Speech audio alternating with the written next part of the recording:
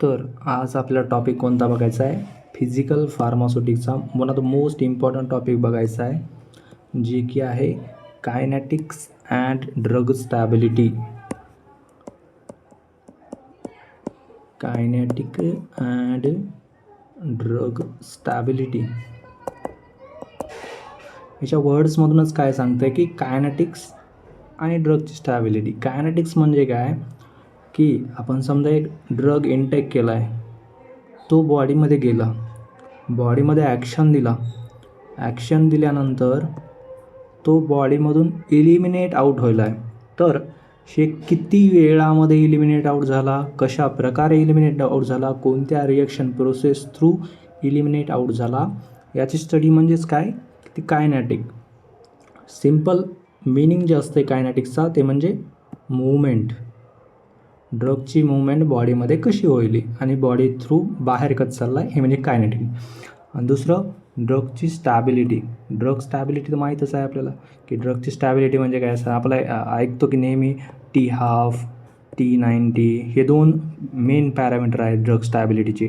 की drug stability indicate करते की ते ड्रग आपण इनटेक करायच्या लायकीचा आहे का, डिग्रेडेड झाला आहे का, ड्रगची स्टॅबिलिटी व्यवस्थित आहे, त्याचं केमिकल कॉन्स्टिट्युएंट व्यवस्थित आहे का, हे म्हणजे ड्रग स्टॅबिलिटी. तर या टॉपिकमध्ये आपल्याला शिकायचं आहे का, आणि हे टॉपिक नेमकं स्टडी कशाबद्दल करायचं आहे, करायचंच कशामुळं. तर हे टॉपिक जे आपण स्टडी करतो तो मेनली ड्रगची शेल्फ लाईफ प्रेडिक्ट करण्यासाठी किंवा शेल्फ लाईफची स्टडी करण्यासाठी केली जाते. दुसरं रेट ऑफ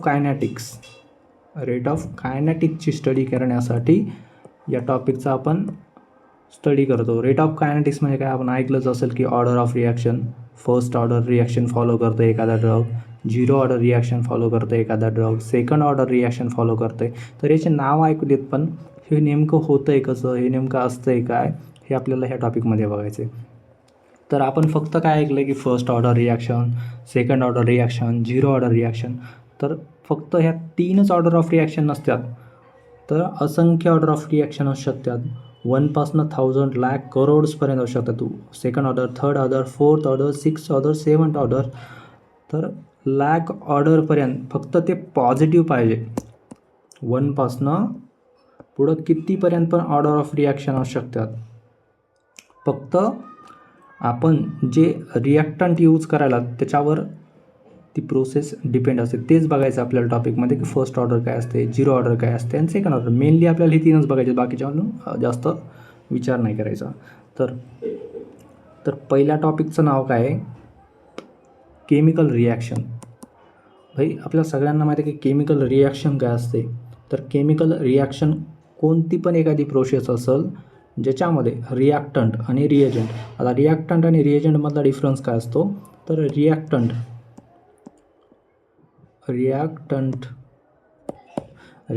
म्हणजे काय, जे की ॲक्टिवली पार्टिसिपेट करतात रिॲक्शनमध्ये. The substances which are actively participate करतात आणि प्रोडक्टचं फॉर्म करतात. समजा एक मी रिॲक्शन घेतली A+B आणि प्रोडक्ट तयार होतं AB. तर A आणि B जे आहेत हे दोन आहेत रिॲक्टंट. आणि दुसरा एक वर्ड असते रिएजंट.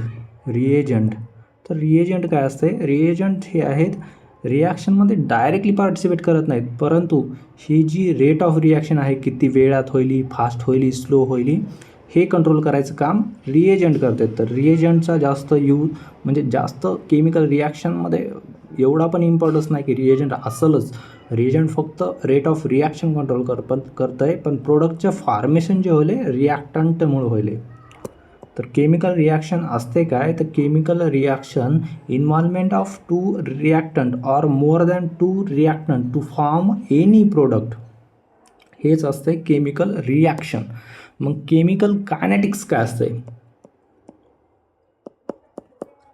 केमिकल कायनेटिक्स तर नावनच काय कळतं आहे की केमिकल रिॲक्शनची जी प्रोसेस होत आहे किंवा ज्या रेटनं मी म्हणलं की A आणि B हे दोन रिॲक्टंट आहेत, त्यांच्यापासून प्रोडक्ट तयार व्हायला AB.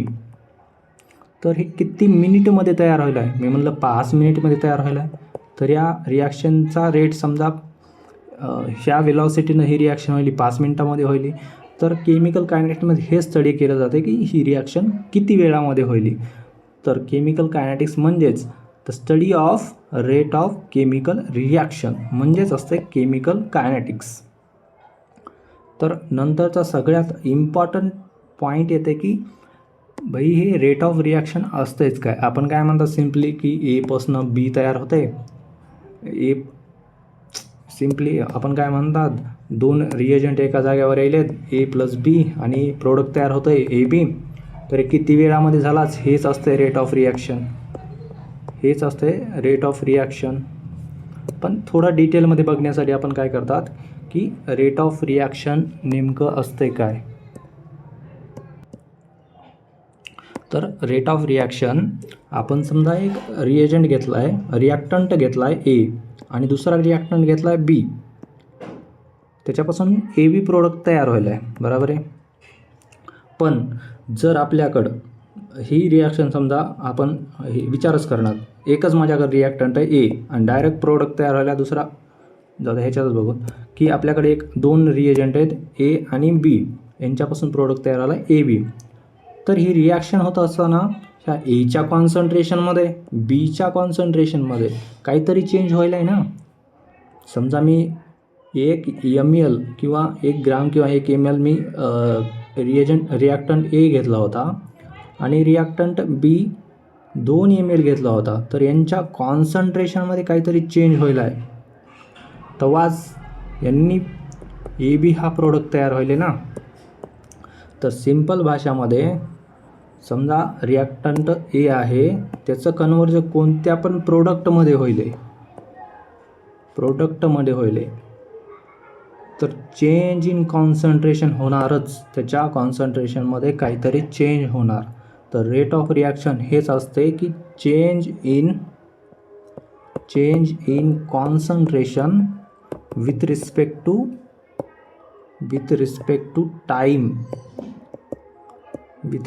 टू टाईम हेच असते rate of reactions.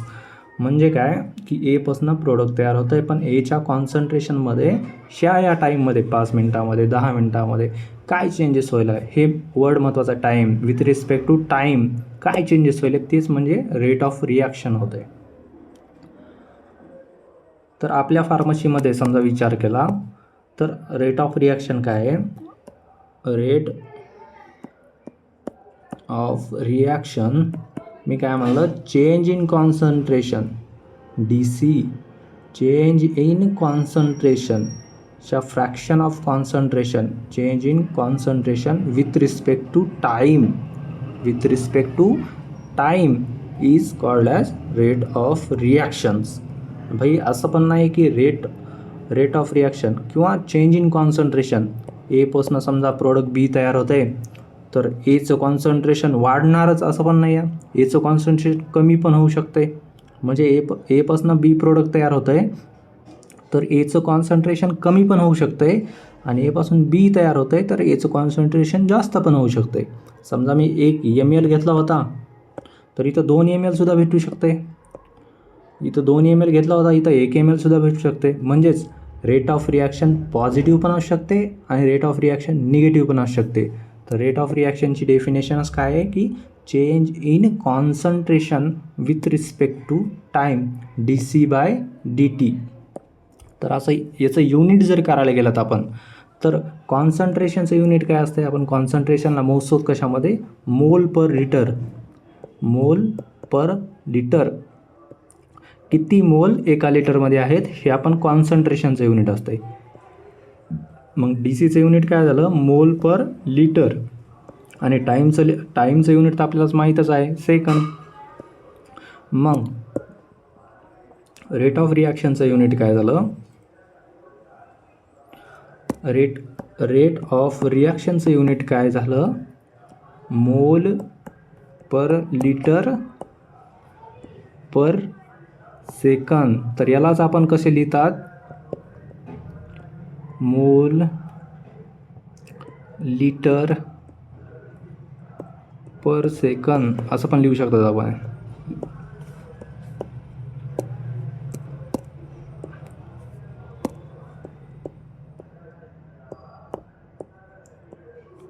Litre inverse second inverse असं पण लिहू शकता त्याला आपण.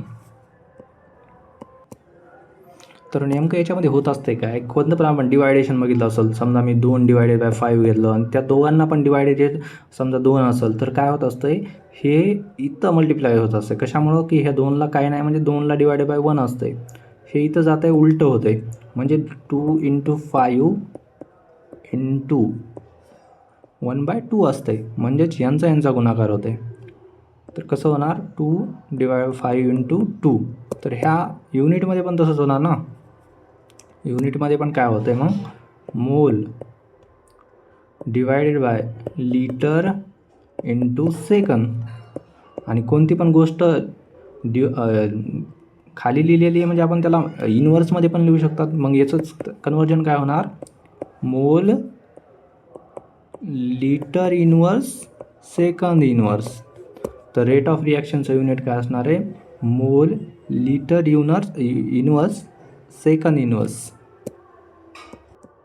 तर आपल्या फार्मामध्ये जर रेट ऑफ रिॲक्शन बघायचं असेल तर कसं बघणार. समजा मी एक ड्रग घेतला तो बॉडीमध्ये गेला आणि इलिमिनेट आउट झाला, एक्सक्रेशन झालं त्याचं. समजा एक्सक्रेशन झालं तर मी काय म्हणलं की मी जेव्हा ड्रग घेतला होता तेव्हा टाईम 0 होता. तेव्हा ड्रगचं कॉन्सन्ट्रेशन माझ्या बॉडीमध्ये 100% आलं. समजा 0 टाईमला 100% ड्रग माझ्या बॉडीमध्ये आला. नंतर मी काय केलं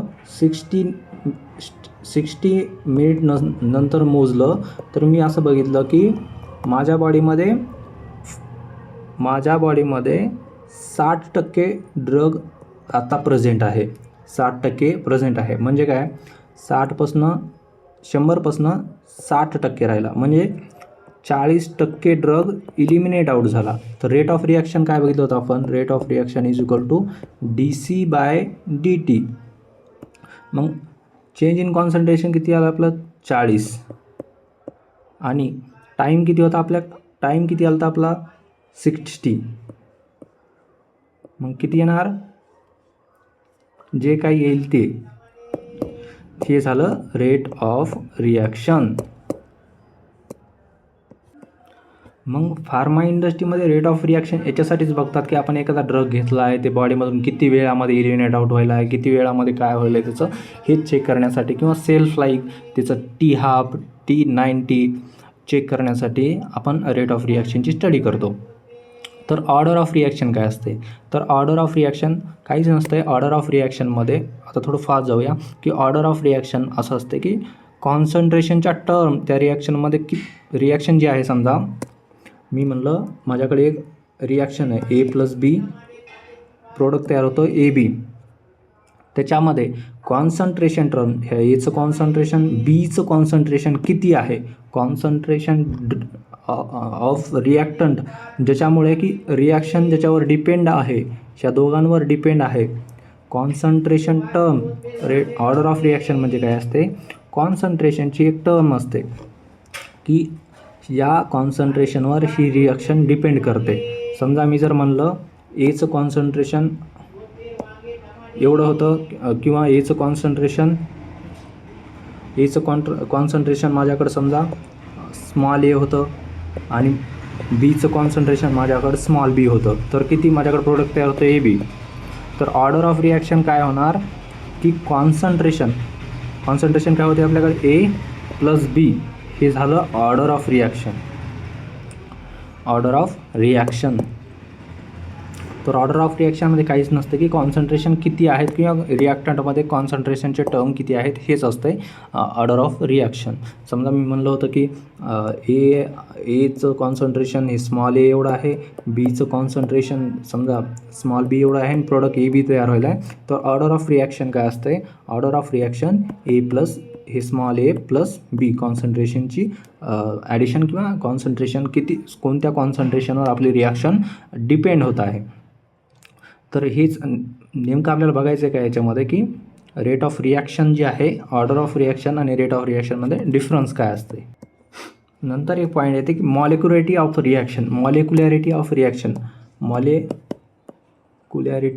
रिॲक्शन ह्याच्यात काहीच नाही, सिम्पली मॉलिक्यूल किती इन्व्हॉल्व होईल हे बघायचं.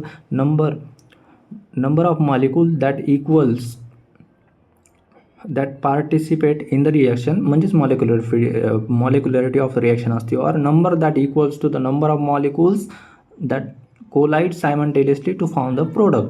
म्हणजे समजा ह्या रिॲक्शनमध्ये A + B इन्व्हॉल्व झाले किंवा C1 इन्व्हॉल्व झाला आहे, त्या मॉलिक्युलॅरिटी ऑफ रिॲक्शन किती असणार आहे ह्याची 3. तर त्याच्यानुसारच ह्या मॉलिक्युलॅरिटी ऑफ रिॲक्शनचे टाईप पडते. टाईप फर्स्ट असते युनिमॉलिक्युलर रिॲक्शन, टाईप सेकंड असते बायोमॉलिक्युलर रिॲक्शन, म्हणजे 2 मॉलिक्युल इन्व्हॉल्व व्हायलेत. असंच वाढत गेलं की मॉलिक्युलॅरिटी ऑफ रिॲक्शन फक्त जितके नंबर ऑफ रिॲक्टंट यूज होईल त्याच्यावर डिपेंड असते. तर मेन इम्पॉर्टंट काय आपल्याला ऑर्डर ऑफ रिॲक्शन बघायचे. तर ऑर्डर ऑफ रिॲक्शनमध्ये आपण काय बघितलं होतं की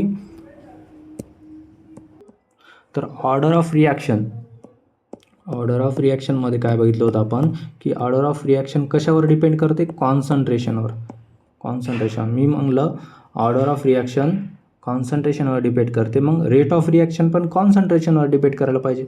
मग rate is directly proportional to the concentration. म्हणजे रेट ऑफ रिॲक्शन जर हाय आहे किंवा कॉन्सन्ट्रेशन हाय आहे तर रिॲक्शनचा रेट पण जास्त होणार आहे. मग rate of reaction is directly proportional to concentration. मग आपण याला असं पण लिहू शकतो की R = K/C. आणि हे K जे आहे याला आपण कॉन्स्टंट बनायचं. कोणता कॉन्स्टंट, स्पेसिफिक कॉन्स्टंट. प्रत्येक रिॲक्शनमध्ये आपण एक कॉन्स्टंट घेतो, तर इथं पण एक स्पेसिफिक कॉन्स्टंट घेता येते. इथं पण एक आपण कॉन्स्टंट घेतला. तर ऑर्डर ऑफ रिॲक्शनचे टाईप किती असू शकतात माहिती आहे का. जे ऑर्डर ऑफ रिॲक्शन असते ना ती आपण असं बघून कळत नाही, आपण त्याला एक्सपेरिमेंटल डाटानुसार आपण बघतात की ऑर्डर ऑफ रिॲक्शन कशी आहे. मी म्हणलं समजा A ड्रग आहे, A रिॲक्टंट आहे, B रिॲक्टंट आहे, C रिॲक्टंट आहे, यांची ऑर्डर ऑफ रिॲक्शन काय असेल तर याचा एक्सपेरिमेंटच करावं लागणार आहे की यांच्यापासून प्रोडक्ट तयार होतं आहे, कोणता तरी एक प्रोडक्ट तयार होतं आहे. तर याच्यामध्ये ऑर्डर ऑफ रिॲक्शन कोणती आहे आपण बघून सांगू शकत नाही. ते मॉलिक्युलॅरिटी ऑफ रिॲक्शन सांगू शकतो की ही मॉलिक्युलॅरिटी ऑफ रिॲक्शन 3 आहे, पण ऑर्डर ऑफ रिॲक्शन आपण सांगू शकत नाही. याला आपण फक्त एक्सपेरिमेंटलीच डिटरमाइन करू शकतो की एचं कॉन्सन्ट्रेशन, एच्या किती कॉन्सन्ट्रेशनवर ही रिॲक्शन डिपेंड करते, बीच्या किती कॉन्सन्ट्रेशनवर ही रिॲक्शन डिपेंड करते, सीच्या किती कॉन्सन्ट्रेशनवर ही रिॲक्शन डिपेंड करते. ह्यालाच आपण ऑर्डर ऑफ रिॲक्शन म्हणतात. तर ऑर्डर ऑफ रिॲक्शनचे आपल्याला मेनली टाईप किती बघायचे आहेत, फर्स्ट ऑर्डर, 0 ऑर्डर आणि सेकंड ऑर्डर. आता 0 ऑर्डर म्हणजे काय, तर आपण ऑर्डर ऑफ रिॲक्शनचा फॉर्म्युला किंवा रेट ऑफ रिॲक्शनचं काय बघितलं होतं, रेट = KC. याच्यामध्ये काय, K कॉन्स्टंट आहे, C आपलं कॉन्सन्ट्रेशन आहे आणि R काय, रेट ऑफ रिॲक्शन आहे. तर 0 ऑर्डरमध्ये काय होतं आहे, 0 ऑर्डर रिॲक्शनमध्ये काय होतं आहे भाई, मी म्हणलं समजा 0 ऑर्डरमध्ये काय असतं आहे की रिॲक्शन जी होईल ना ती कॉन्सन्ट्रेशनवर डिपेंडच करत नाही आपली. Do not depend on concentration. म्हणजे हे जे आहे ना ह्याचा संबंधच नाही 0 ऑर्डरमध्ये. मी एक ड्रग घेतला आहे, त्या ड्रगचं बॉडीमध्ये कॉन्सन्ट्रेशन किती आहे ह्यानं काहीच फरक पडत नाही. समजा मी एक एक्झाम्पल घेतलं, समजा मी एक ड्रग घेतला, कोणता पण ड्रग इनटेक केला आहे बॉडीमध्ये, तर ते समजा ड्रग इनटेक केला, बॉडीमध्ये गेला आणि मी नंतर ते बॉडीमध्ये कॉन्सन्ट्रेशन त्याचं किती आहे, प्लाझ्मामध्ये किंवा बॉडीमध्ये त्याचं कॉन्सन्ट्रेशन किती आहे हे चेक करत बसलो. मी असं बघितलं की 0 टाईमला माझ्याकडं ड्रगचं कॉन्सन्ट्रेशन बॉडीमध्ये 100% होतं. नंतर 15 मिनटानंतर बघितलं बॉडीमध्ये कॉन्सन्ट्रेशन 80% होतं. नंतर अजून 30 मिनटानंतर बघितलं बॉडीमध्ये कॉन्सन्ट्रेशन 60% होतं. नंतर अजून मी 45 मिनटानंतर बघितलं की बॉडीमध्ये कॉन्सन्ट्रेशन 40% होतं. तर चेंज इन कॉन्सन्ट्रेशन किती व्हायला आहे, इथं 20चा झाला, 100पासून 80%वर आला, 80पासून 60वर आला, इथं पण 20%चा चेंज इन कॉन्सन्ट्रेशन 20%च झाला. तर ह्या रिॲक्शनमध्ये काय होतं आहे की कॉन्सन्ट्रेशनवर रेट ऑफ रिॲक्शन डिपेंडच करत नाही. तर 0 ऑर्डर रिॲक्शन हीच असते की जे रेट ऑफ रिॲक्शन आहे ते कॉन्सन्ट्रेशनवर डिपेंडच करत नाही. मग 0 ऑर्डरला आपण लिहू कसे शकतात, आपण रिॲक्शनचं हे बघितलं होतं 0 ऑर्डर, आपण रिॲक्शनचा फॉर्म्युला बघितला होता रेट ऑफ रिॲक्शनचा, KC आलता आपला फॉर्म्युला. तर 0 ऑर्डरला आपण कसं लिहू शकतो, झिरो ऑर्डर रिॲक्शनला आपण कसं करू शकतो, आर झिरो ऑर्डरमध्ये R is equal to K into C. मग सी इथं काय आहे आपलं, झिरो आहे, सी झिरो आहे, म्हणजे कॉन्सन्ट्रेशनवर रिॲक्शन डिपेंडच करणार आहे, त्याच्यामुळं सी झिरो आहे. मग झिरो ऑर्डर रिॲक्शनमध्ये रेट ऑफ रिॲक्शन कॉन्स्टंट असते. तर लक्षात ठेवायचं, झिरो ऑर्डर रिॲक्शनमध्ये रेट ऑफ रिॲक्शन कॉन्स्टंट असतो आणि रेट ऑफ रिॲक्शन जे कॉन्स्टंट रेट ऑफ रिॲक्शन आहे ती कॉन्सन्ट्रेशनवर डिपेंडच करत नाही, त्याला आपण काय म्हणतात, झिरो ऑर्डर रिॲक्शन. समजा सगळ्यात सोपं एक्झाम्पल म्हणजे समजा एक रस्ता आहे, हे असा एक रस्ता आहे, खूप नॅरो रस्ता आहे, ह्याच्यामधून एक वेळेस समजा एकच माणूस जाऊ शकते, याला पार करू शकते. दुसरा माणूस किती आला तर इथून जाऊ शकत नाही ना, दुसरे किती जरी आले तर इथून जाऊ शकत नाहीत. एकच माणूस एकच वेळेस जाऊ शकते. तर रिॲक्टंट किती आहेत, रिॲक्टंटचं कॉन्सन्ट्रेशन, ते माणसं म्हणजे काय झालं, कॉन्सन्ट्रेशन किती का कॉन्सन्ट्रेशन असणार, रेट ऑफ रिॲक्शन ही कॉन्स्टंटच असणार आहे. एक वेळेस एकच माणूस चालला आहे, रेट ऑफ रिॲक्शन कॉन्स्टंट असते आणि रेट ऑफ रिॲक्शन कॉन्सन्ट्रेशनवर तर डिपेंडच करत नाही. म्हणून झिरो ऑर्डर रिॲक्शनला आपण इंडिपेंडेंट ऑफ कॉन्सन्ट्रेशन असं पण म्हणतात. तर आपण झिरो ऑर्डरमध्ये काय बघितलं, झिरो ऑर्डरचा formula R is equal to K आला, रेट ऑफ रिॲक्शन कॉन्स्ट आहे. तसंच फर्स्ट ऑर्डर पण हेच आहे की फर्स्ट ऑर्डर आपण हे रस्त्याचं उदाहरण बघितलं होतं ना, तर फर्स्ट ऑर्डर काय म्हणते, मी ह्याच्यामधून एकाच व्यक्तीला जाऊ देणार. झिरो ऑर्डरमध्ये पण तसंच होतं, पण एका टायमाला एकाच व्यक्तीला जाऊ देणार होता झिरो ऑर्डर. तर फर्स्ट ऑर्डरमध्ये काय होतं की फर्स्ट ऑर्डरमध्ये कॉन्सन्ट्रेशन रिॲक्टंटच्या एका कॉन्सन्ट्रेशनवर रेट ऑफ रिॲक्शन डिपेंड करत आहे. तर आपण बघितलं होतं R is equal to K C, rate of reaction कॉन्सन्ट्रेशनला डायरेक्टली प्रोपोर्शनल असते, के कॉन्सन्ट्रेशन असते. फर्स्ट ऑर्डरमध्ये काय असतं की रेट ऑफ रिॲक्शन कॉन्सन्ट्रेशनच्या पहिल्या ऑर्डरला किंवा एक पार्टला डिपेंड करते. तर फर्स्ट ऑर्डर रिॲक्शनमध्ये आपण हेच बघतात की R is equal to K into C, कारण 1ची पॉवर कोणत्या पण एका नंबरची पॉवर 1 जर असेल तर तेच नंबर येते के सी. म्हणजेच फर्स्ट ऑर्डर रिॲक्शनमध्ये रेट ऑफ रिॲक्शन कॉन्सन्ट्रेशनवर डिपेंड करतो आहे, झिरो ऑर्डरमध्ये करत नव्हता. आणि सेकंड ऑर्डरमध्ये हेच असतं, फक्त सेकंड ऑर्डरमध्ये काय असतं की सेकंड ऑर्डरमध्ये कॉन्सन्ट्रेशनच्या सेकंड ऑर्डरला हे करतं आहे, सेकंड ऑर्डर रिॲक्शन आहे. समजा सेकंड ऑर्डर रिॲक्शन आहे, तर याच्यामध्ये आपला फॉर्म्युला तयार काय होणार, मग R is equal to K into कॉन्सन्ट्रेशनची पॉवर 2, सेकंड ऑर्डरमध्ये 2, म्हणजेच K is equal to C to the power 2. याच्यामध्ये पण रेट ऑफ रिॲक्शन जे आहे कॉन्सन्ट्रेशनवर डिपेंड करते, परंतु पॉवरला 2 टाईम. समजा मी जर म्हणलं माझ्याकडे एक ड्रग आहे, घेतला आहे मी, बॉडीमध्ये गेल्यानंतर तो दुप्पट काम करतो आहे, तर ती झाली सेकंड ऑर्डर रिॲक्शन. आणि मी म्हणलं मी एक ड्रग घेतला आहे आणि ते आहे तसंच काम करतो आहे, ती झाली फर्स्ट ऑर्डर रिॲक्शन. आणि दुसरा एक ड्रग आहे, ते घेतला आणि कॉन्स्टंट काम करतो आहे, ते झालं झिरो ऑर्डर रिॲक्शन. हे झाले ऑर्डर ऑफ रिॲक्शन. आता ऑर्डर ऑफ रिॲक्शन झाले, तर आपल्याला इथे आपल्या फार्मसीमध्ये आपल्याला मेन काय बघायचं, ऑर्डर ऑफ रिॲक्शन आपल्याला स्टडीज कशामुळे करायचं की त्याची हाफ लाईफ बघायची, आपल्याला सेल्फ लाईफ बघायची. तर हाफ लाईफ असतंय काय नेमकं, हाफ लाईफ आणि T90 असतंच काय, आपण म्हणतात की टी हाफ, यालाच आपण काय म्हणतात हाफ लाईफ ऑफ ड्रग. तर हाफ लाईफ असतंय काय की time required for the concentration of drug किंवा रिॲक्टंट टू रिड्यूस हाफ. म्हणजे मी समजा एक ड्रग घेतला आहे,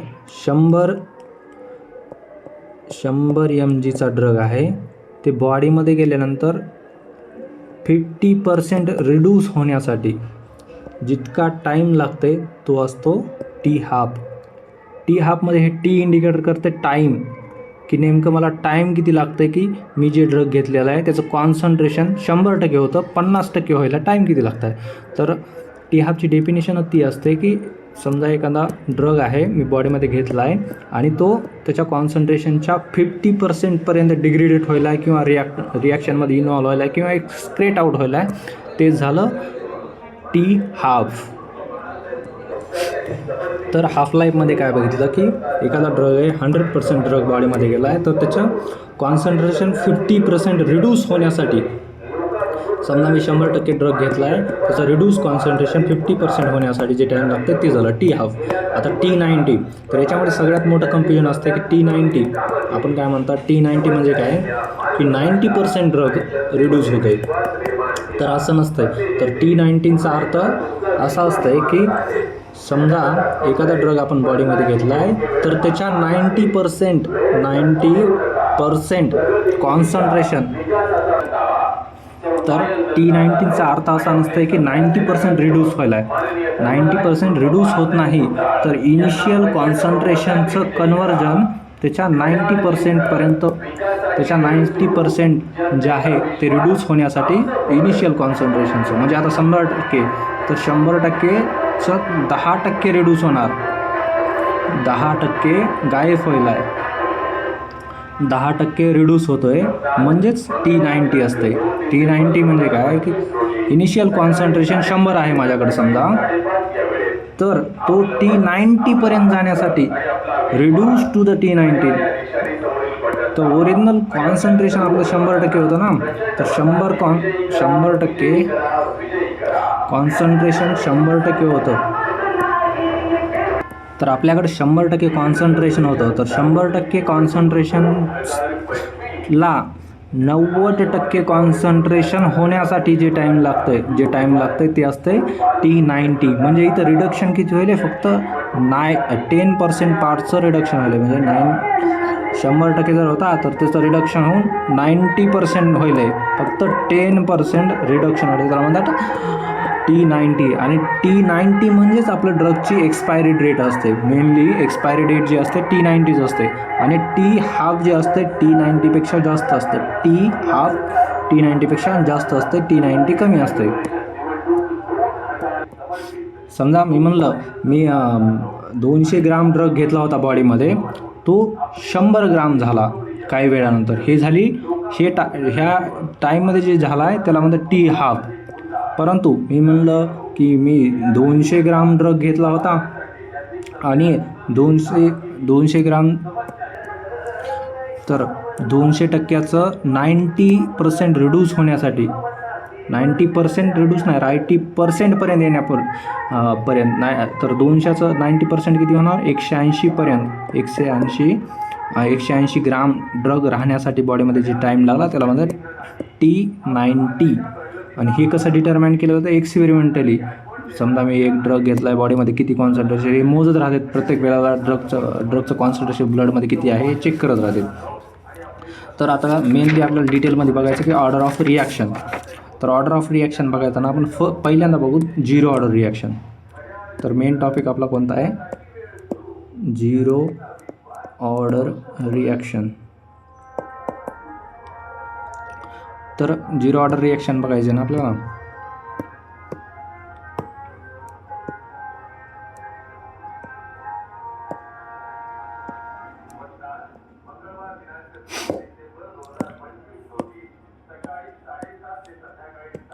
तर झिरो ऑर्डर रिॲक्शनमध्ये आपण काय काय बघितलं आहे की झिरो ऑर्डर रिॲक्शनमध्ये ड्रगचं जे इलिमिनेशन किंवा एक्सक्रेशन आहे ते कॉन्सन्ट्रेशनवर डिपेंड करत नाही.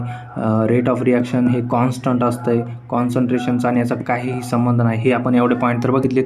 तर आता नेमकं तर एक्सपेरिमेंटली आपल्याला हे बघायचे. समजा मी एक ड्रग घेतला मी 0 टाईमला ड्रग घेतला, तर त्याचं कॉन्सन्ट्रेशन बॉडीमध्ये 100% होतं. ड्रग घेतल्यानंतर मी ह्या टाईमला 0 टाईम, हे टाईम इन मिनिट आहे, समजा हे टाईम इन मिनिट आहे, आणि हे concentration of drug in body आहे, इकडल्या साईडचं कॉन्सन्ट्रेशन इन बॉडी ह्या टाईमला. तर मी बघितलं 0 मिनिटला आपण बघितलं, चेक केलं तर 100% ड्रग होता. नंतर आपण चेक केलं 15 मिनटानंतर चेक केलं, 15 मिनटानंतर चेक केलं ड्रग बॉडीमध्ये 80% होता. 30 मिनटानंतर चेक केलं ड्रग बॉडीमध्ये 40% राहिला. नंतर 45 मिनटानंतर चेक केलं आपण बॉडीमध्ये ड्रग समजा नाही इथं वरी 60% राहिला आणि खाली 40% राहिला, तर कॉन्स्टंट रेटनं बॉडीच्या बाहेर ड्रग जात होता. हीच आपण बघितलं होतं की झिरो ऑर्डर रिॲक्शन. मग हे जे आपण बघत आहे टाईम, ह्या टाईमला आपण चेक करायला कॉन्स्टंट टाईमला चेक करतात ना, कोणत्या पण कॉन्स्टंट टाईमला चेक करायचं असते. टाईम इंटरवल, चेकिंगचा टाईम इंटरवल कॉन्स्टंट ठेवायचा, म्हणजेच आपल्याला कॉन्सन्ट्रेशनचा आयडिया राहील की ड्रगचं कॉन्सन्ट्रेशन कॉन्स्टंट आहे का कॉन्स्टंट नाही आहे, की झिरो ऑर्डर आहे, फर्स्ट ऑर्डर आहे का सेकंड ऑर्डर आहे.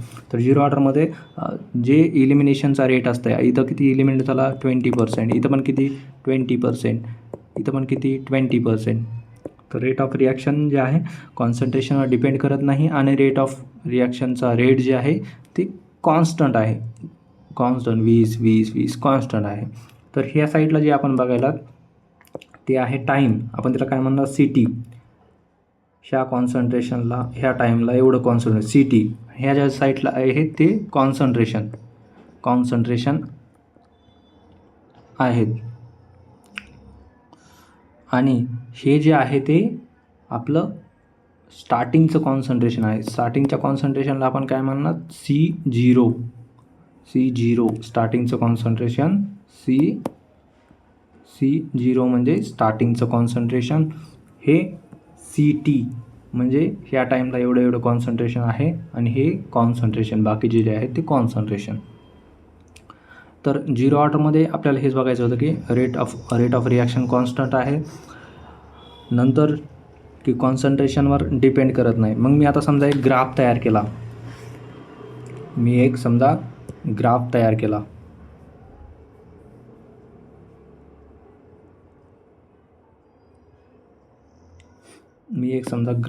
की ते ग्राफमध्ये आपल्याला काय करायचं आहे, ग्राफ प्लॉट करायचा आहे.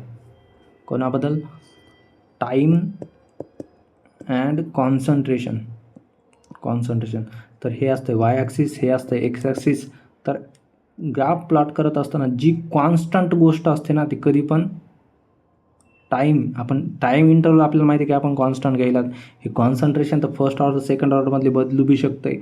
जे बी काही कॉन्स्टंट असते ते एक्स ॲक्सिसवर घ्यायचं असते आणि जे काय व्हेरिएबल असते चेंज होणार आहे ते वाय ॲक्सिसवर घ्यायचं असते. म्हणजे कॉन्सन्ट्रेशन झिरो ऑर्डरमध्ये तर कॉन्सन्ट्रेशन कॉन्स्टंट आहे, परंतु फर्स्ट ऑर्डरमध्ये चेंज होऊ शकते, सेकंड ऑर्डरमध्ये रेट ऑफ कॉन्सन्ट्रेशन चेंज होऊ शकते रेट ऑफ रिॲक्शनमध्ये. तर जे कॉन्स्टंट आहे ते आपण या एक्स ॲक्सिसवर घेण्याचं असते, जे कॉन्स्टंट नाही आहे जे चेंज होणार असते ते वाय ॲक्सिसवर घ्यायचं असते. आपण घेतलं कॉन्सन्ट्रेशन.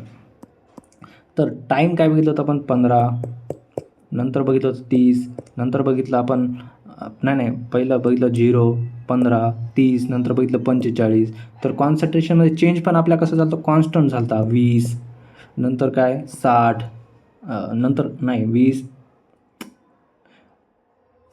थांब 1 मिनिट. तर कॉन्सन्ट्रेशनमध्ये पण आपला चेंज कसं झालं कॉन्स्टंट झाला. आपलं कॉन्सन्ट्रेशन किती होतं पहिलं 100 होतं, 100 होत होतं असं 80पर्यंत आलं आपलं. पहिल्या 0 मिनिटला 100% कॉन्सन्ट्रेशन होतं आपलं. तर 15 मिनिटला किती होतं आपलं 15 मिनिटला 80 आलं. नंतर काय बघितलं आपण 15 मिनिटला 80% आलं. नंतर काय बघितलं आपण की 30 मिनिटला कॉन्सन्ट्रेशन आपलं किती आलं 60% आलं. समजा 60% आलं. नंतर काय बघितलं आपण 45 मिनिटला कॉन्सन्ट्रेशन किती आलं आपलं तर 40% आलं. 45 मिनिटला 40% आलं. जेव्हा हे ग्राफ आपण प्लॉट केला आहे नंतर ही कॉन्सन्ट्रेशनची लाईन जर आपण ओढली तर ती कॉन्सन्ट्रेशनची लाईन जी आहे स्ट्रेट लाईन येते. कारण आपण काय बघितलं की रेट ऑफ रिॲक्शन आपल्या रिॲक्शनमध्ये रेट ऑफ रिॲक्शन कॉन्स्टंट आहे, कॉन्सन्ट्रेशनवर डिपेंड करत नाही. पण काय होतं माहिती आहे का झिरो ऑर्डरमध्ये आपण बघितलं की रेट ऑफ रिॲक्शन कॉन्स्टंट आहे, पण कॉन्सन्ट्रेशनमध्ये चेंज तर होईल ना. आपला पहिलं बॉडीमध्ये 100% होता, नंतर 80% झाला, नंतर 60% झाला, नंतर 40% झाला, नंतर इलिमिनेट होऊन गेला बॉडीमध्ये 0 झालं नंतर. तर बॉडीमध्ये काही ना काहीतरी चेंज व्हायला आहे. मग जे हे लाईन जी आहे स्ट्रेट लाईन आली कशामुळं की कॉन्स्टंट आहे रेट ऑफ रिॲक्शन कॉन्स्टंट आहे त्याच्यामुळं ही स्ट्रेट लाईन आली. आणि हे जे स्लोप आहे स्लोप निगेटिव्ह आहे, हे कॉन्स्टंट तर आपण या स्लोपला नाव दिलं कशामुळं की कॉन्स्टंट आहे म्हणून, आणि हे जे स्लोप आहे ते निगेटिव्ह आहे. असं जर गेला असता वर तर हे स्लोप पॉझिटिव्ह असला असता, परंतु इथं निगेटिव्ह म्हणून आपण याला -k म्हणायचं. हे स्लोप निगेटिव्ह आला. स्ट्रेट लाईनचं इक्वेशन असते आपल्याला माहिती आहे.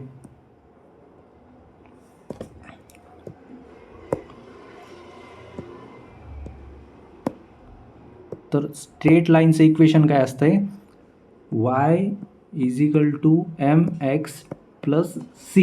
हे प्रत्येक स्ट्रेट लाईनचं ग्राफमध्ये इक्वेशन असतं 3Dमध्ये कुठं पण बघितलं तर. हे y काय असते, y ॲक्सिसवरले पॉईंट, x काय असते, x ॲक्सिसवरला पॉईंट, c काय असते, c म्हणजे इथं कॉन्सन्ट्रेशन नाही बरं का, c म्हणजे असते इंटरसेप्ट. ती आपली स्ट्रेट लाईन कुठं इंटरसेप्ट करायली, त्या y ॲक्सिसवर किंवा x ॲक्सिसवर कुठे इंटरसेप्ट करायला ते, y ॲक्सिसवर कुठे इंटरसेप्ट करायला ते. आणि m म्हणजे काय असतंय, m म्हणजे असते स्लोप.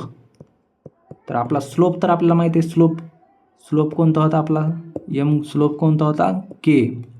y ॲक्सिसवरले पॉईंट आपल्याला माहिती आहेत, yवर काय घेतलं होतं आपण, कॉन्सन्ट्रेशन. कोणतं concentration at time t. x पण आपल्याला माहिती आहे, x ॲक्सिसवर काय घेतलं होतं आपण, टाईम. x ॲक्सिसवर टाईम घेतला होता. राहिलं c म्हणजे इंटरसेप्ट कुठं करतं आहे, तर इंटरसेप्ट कुठं करायला आहे आपला, कॉन्सन्ट्रेशन ॲट टाईम, कॉन्सन्ट्रेशन 0. म्हणजे इंटरसेप्ट कुठं लावला आपला, इथं. आपला इंटरसेप्ट कुठं ओलाला, इथं, जिथं की आपलं कॉन्सन्ट्रेशन 0 होत, म्हणजे स्टार्टिंग कॉन्सन्ट्रेट होतं. आपण काय म्हणतो C0, म्हणजे ह्या टाईमला 0 टाईमला कॉन्सन्ट्रेशन किती होतं, 100 होतं ना आपलं. तर याला C0 ही लाईन इथं इंटरसेप्ट करायली. आणि त्या इक्वेशनमध्ये इंटरसेप्ट किती येणार आपला, इंटरसेप्ट येणार C0. तर स्लोपच्या इक्वेशननुसार y = mx + c ह्या इक्वेशननुसार आपल्याला फर्स्ट हे 0 ऑर्डरचं काय इक्वेशन भेटणार, तर 0 ऑर्डरचं इक्वेशन काय भेटणार, y आपलं काय होतं, y ॲक्सिसवर आपण टाईम घेतला होता, concentration at the time t. मग CT y = आपण काय घेतलं होतं, concentration at time t. CT = mx. m काय घेतलं होतं आपण, m म्हणजे काय, स्लोप आपला काय आलता, -k. कशामुळं, कारण कॉन्सन्ट्रेशन कमी होऊ लागलं, निगेटिव्ह स्लोप आलता आपला -k. m होता आपला स्लोप कोणता होता, -k होता आपला. नंतर x ॲक्सिसवर काय घेतलं होतं आपण, टाईम t. आणि c इंटरसेप्ट कोणता होता आपला, C0 concentration, initial concentration. C0 म्हणजे काय, इनिशियल कॉन्सन्ट्रेशन. तर हीच जे इक्वेशन आहे, हे जे इक्वेशन आहे ते आहे 0 ऑर्डरचं इक्वेशन.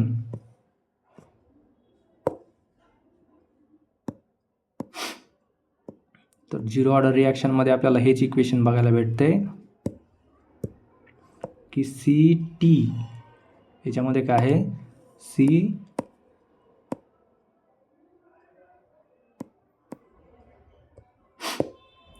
CT काय आहे, तर कॉन्सन्ट्रेशन, टाईम ॲट विच ते कॉन्सन्ट्रेशन जे आहे, टाईम ॲट विच कॉन्सन्ट्रेशन जे कॉन्सन्ट्रेशन आहे ते, -k काय आहे, कॉन्स्टंट आहे, पण निगेटिव्ह कशामुळे, स्लोप आउटला निगेटिव्ह आलता. t म्हणजे टाईम.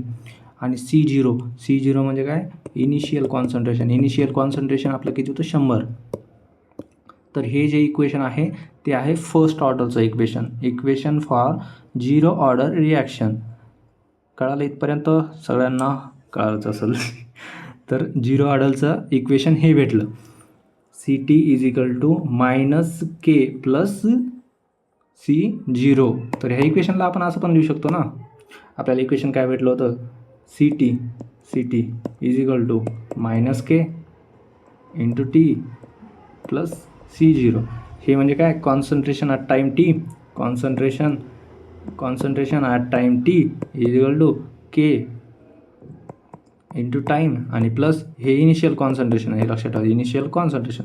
मग या इक्वेशनला आपण असं पण लिहू शकतो, CT = C0 - KT. हे झालं फर्स्ट ऑर्डरचं, हे किंवा हे दोन्हीपैकी एक, और कोणतं पण एक्झाममध्ये विचारलं की फर्स्ट ऑर्डर रिॲक्शनचं ऑर्डर ऑफ रिॲक्शनचं इक्वेशन काय आहे, तर दोन्हीपैकी एक आपण कोणतं पण देऊ शकतात. तर असंच आपल्याला फर्स्ट ऑर्डरचं पण इक्वेशन माहीत पाहिजे. आपण बघितलं होतं की बॉडीमध्ये ड्रग घेतला आहे आपण,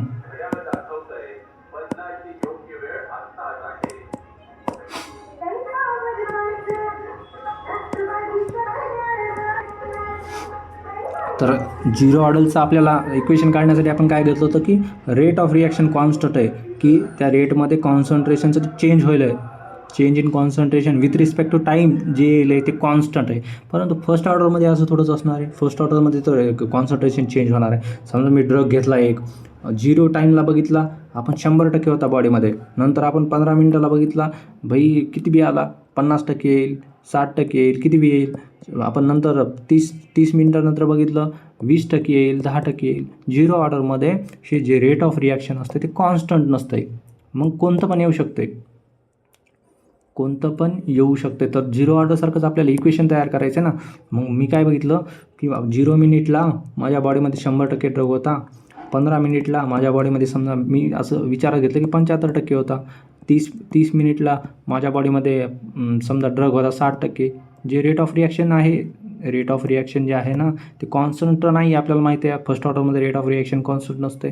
मग मी ग्राफ प्लॉट केला कशामध्ये, टाईम अँड कॉन्सन्ट्रेशन. आता इथं कळतं की एक्स ॲक्सिसवर टाईमच का घेतला आपण, कारण टाईम कॉन्स्टंट ठेवला आहे आपण हे चेक करण्यासाठी. हे टाईम कॉन्स्टंट आहे, तर जे बी कॉन्स्टंट असतं ते एक्स ॲक्सिसवर घ्यायचं असतं आणि वाय ॲक्सिसवर काय घ्यायचं, जे व्हेरिएबल आहे कॉन्सन्ट्रेशन चेंज होणार आहे.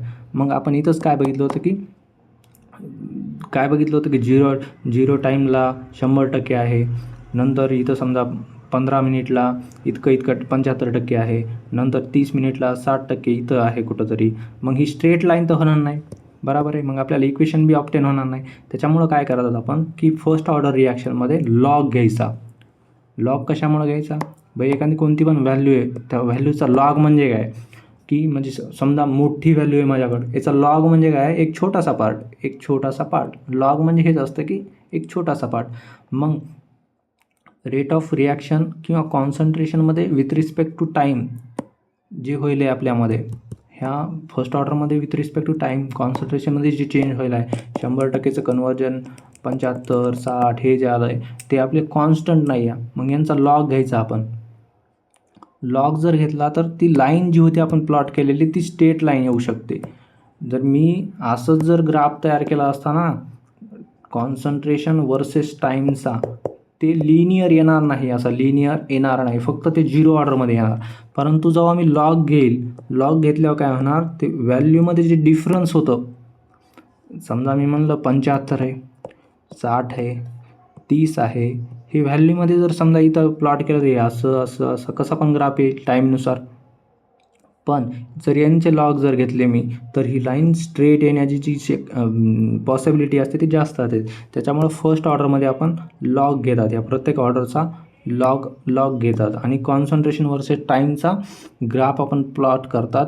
मग समजा ह्याचा लॉग इथं आला, ह्याचा लॉग इथं आला, तर फर्स्ट ऑर्डरमध्ये हेच असते की जेव्हा आपण लॉग घेतो का तेव्हाच ते कॉन्सन्ट्रेशनची लाईन जी आहे, आपण जे स्लोप आहे आपला तो लिनियर येते. तर फर्स्ट ऑर्डरचं खासियतच हे आहे की if graph is non linear then reaction may be first order, second order, third order, but when we take the log of any value of them then if we get the linear line then that reaction must be zero order reaction. म्हणजे जर आपण graph काढला आहे linear येत नाही, पण त्याचा log घेतल्यानंतर व्हॅल्यूचं लिनियर येत आहे, तर ती रिॲक्शन फर्स्ट ऑर्डर रिॲक्शनच असणार आहे. तर आपल्याला एक इक्वेशन भेटलं होतं आपल्याला, कोणतं, CT concentration at time T is equal to -KT plus initial concentration. तर याच्यामध्ये आपण समजा याच्यामध्ये जर आपण काय केलं, याच्यामध्ये जर व्हॅल्यू ठेवत गेलं तर आपण काय केलं, फर्स्ट ऑर्डरमध्ये लॉग घेतला होता, बरोबर आहे. तर लॉग घेतला होता ना आपण ह्या साईडचा पण आणि ह्या साईडचा पण लॉग घेत जायचं, दोन्हीचा पण. तर दोन्ही साईडचा नॅचरल लॉग घ्यायचा. नॅचरल लॉग काय असते, नॅचरल लॉगची व्हॅल्यू असते 2.303. मग आपण दोन्ही साईडचा डबल लिहूते एकदा,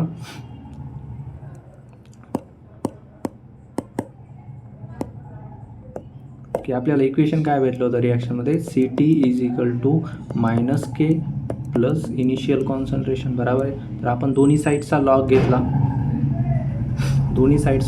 नॅचरल लॉग. समजा natural log of CT is equal to natural log of -K plus natural log of C0. हे जर घेतलं आपण तर कसं होणार माहिती आहे का, नॅचरल लॉगची व्हॅल्यू जी असते, आपण बघितलं तर नॅचरल लॉगची व्हॅल्यू जी असते 2.303 असते. हां, तर इथं नॅचरल लॉग येत असताना फक्त दोन्ही साईडचा घ्यायचा ना आपल्याला, प्रत्येक व्हॅल्यूचा थोडाच घ्यायचा आहे. तर नॅचरल लॉग कसा घेतला आपण, तर नॅचरल लॉग कसा घेतला, याचा नॅचरल लॉग या बाजूचा CTचा आणि natural log of -KT plus C0. तर काय बघितलं आपण की नॅचरल लॉगची व्हॅल्यू 2.303 असते. तर नॅचरल लॉगची व्हॅल्यू आपण ठेवून दिली 2.303. नंतर लॉग तर तशालाच तसंच राहणार, log CT is equal to, नंतर नॅचरल लॉगची व्हॅल्यू 2.303 लॉग येणार, लॉग काय येणार, लॉग प्लस इथं मायनस होतं ना आपलं, मायनस आणि इथं प्लस लॉग C0. मग इक्वेशन काय तयार होणार, इक्वेशन हेच तयार होणार आपल्यामध्ये,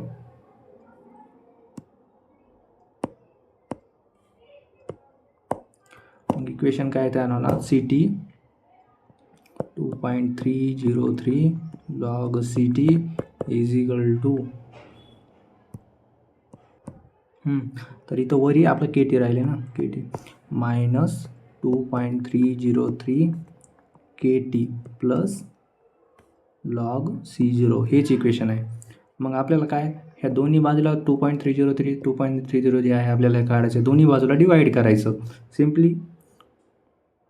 सिम्पली काय करायचं, 2.30 डिवाईड करायचं. हे लॉगला आता व्हॅल्यूमध्ये लिहूत आपण की लॉग, मग काय येणार, लॉग CT, हे चिन्हात जागा लॉग लिहिला, हे कट झालं, पण इथं दोन्ही बाजूला डिवाईड केलं ना आपण, log CT is equal to, हे कट झालं -KT प्लस काय येणार, लॉग C0 डिवायडेड बाय 2.303. प्रत्येक व्हॅल्यूला आपण 2.303 डिवाईड केलं, कारण आपल्याला ते काढून टाकायचं होतं. मग फायनल इक्वेशन काय तयार होणार,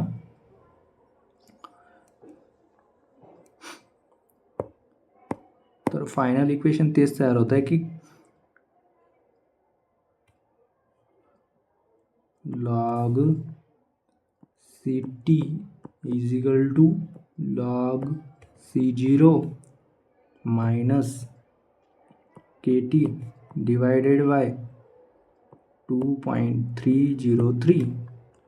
हे पण इक्वेशन फर्स्ट ऑर्डरचं इक्वेशन झालं, लॉग घेतल्याला ते पण फर्स्ट ऑर्डरचं इक्वेशन झालं. आपल्याला कोणतं पण इक्वेशन विचारू शकतो, वरचं पण आणि हे पण. तर याच्यामध्ये आपण अजून काय करू शकतो की केला इकडं आणायचं आहे, या केला इकडल्या बाजूला घेतला आपण समजा, तर केची व्हॅल्यू काय येणार, के इज इक्वल टू काय होणार, 2.303.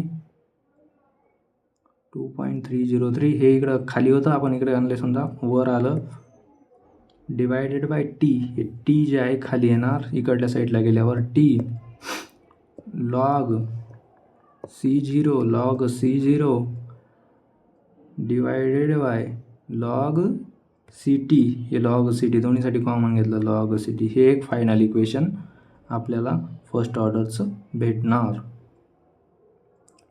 तर आता आपण फर्स्ट ऑर्डर आणि 0 ऑर्डरचे दोन्हीचे इक्वेशन एकदा परत बघू.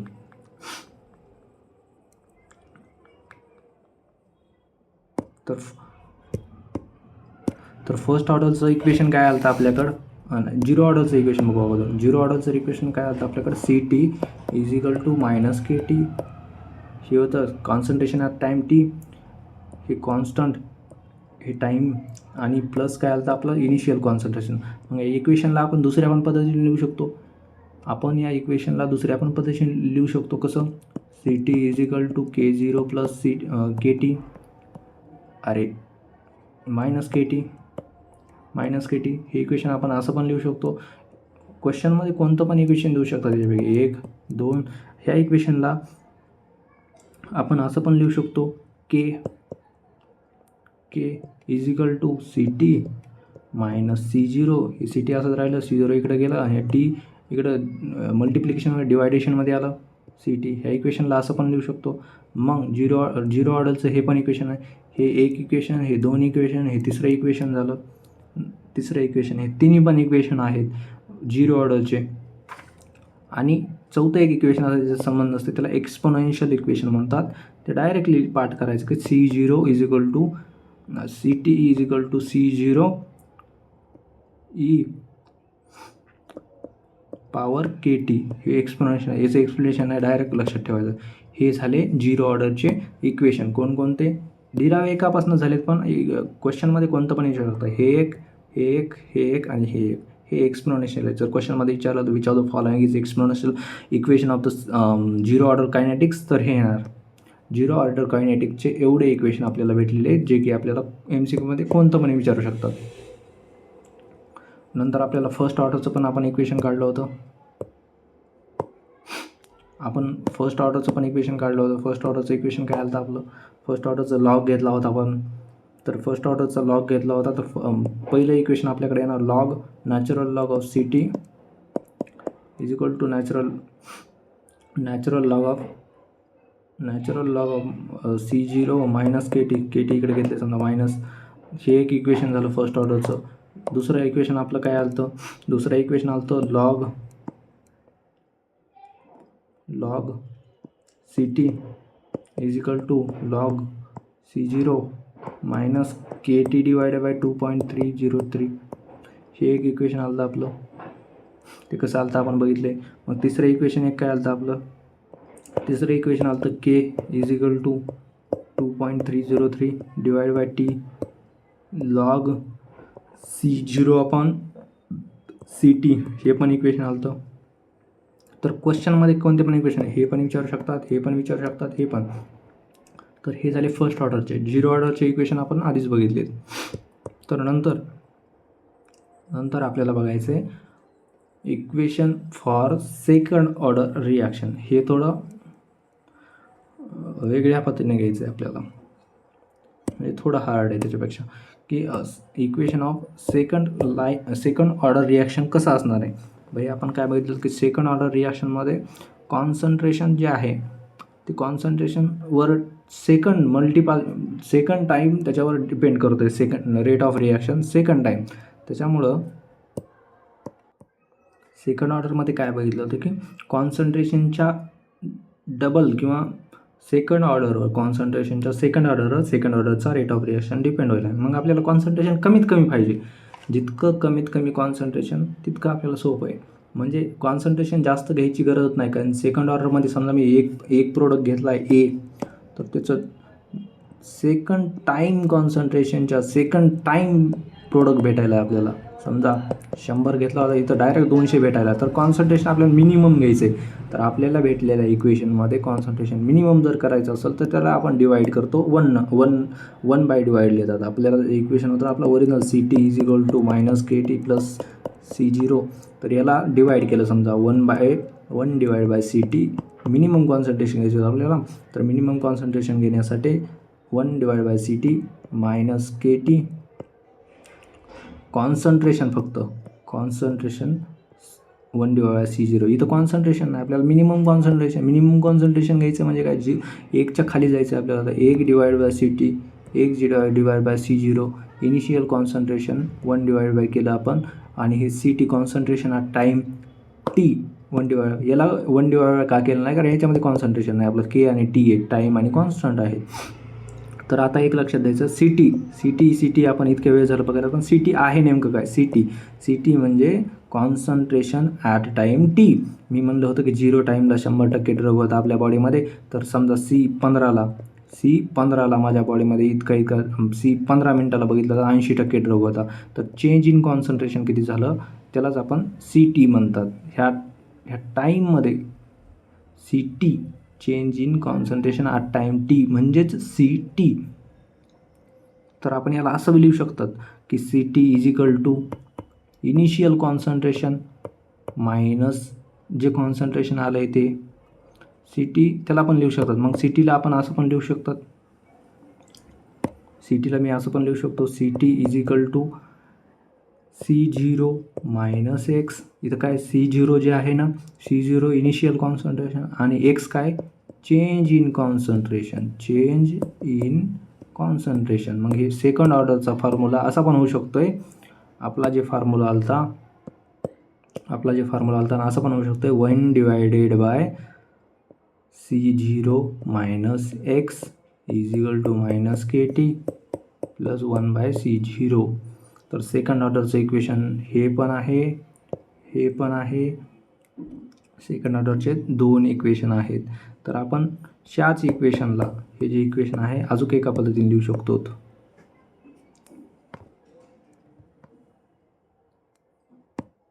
कसं लिहू शकतो की आपल्याला के घ्यायचं आहे बाहेर, के घेतला, सगळ्या इकडले हे इकडं आणले, तर काय होईल के इज इक्वल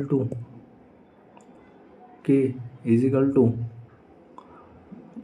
समजा मी जर के इथं आणलं, हे के इथं आणलं आणि ही सगळं इकडे नेलं, के इकडं आणला, के इज इक्वल टू काय येणार एक्स, हे x divided bye K divided by T C0 minus x. आता हे कसं आलं, तर ह्याच्यासाठी आपण याचं कॉमन घेतला, फॅक्टर काढले. फक्त डायरेक्ट लक्षात ठेवायचं की हे इक्वेशन असं पण लिहिता येते, हे इक्वेशन असं पण लिहिता येते. ते कसं आलं ते पण आपल्याला एक्सप्लेनेशन करता येते, पण डायरेक्ट लक्षात ठेवलेलंच कामाचं की सेकंड ऑर्डर रिॲक्शनचं इक्वेशन असं एक लिहू शकतो, असं एक लिहू शकतो. आपण वर बघितलेलं ते एक लिहू शकतो. तर आता काय झालं, आपण हे जे बघितलं आहे तर मॉड्यूल्समध्ये कसं दिलं आहे, मॉड्यूलमध्ये असं दिलं आहे की त्यांनी C0ला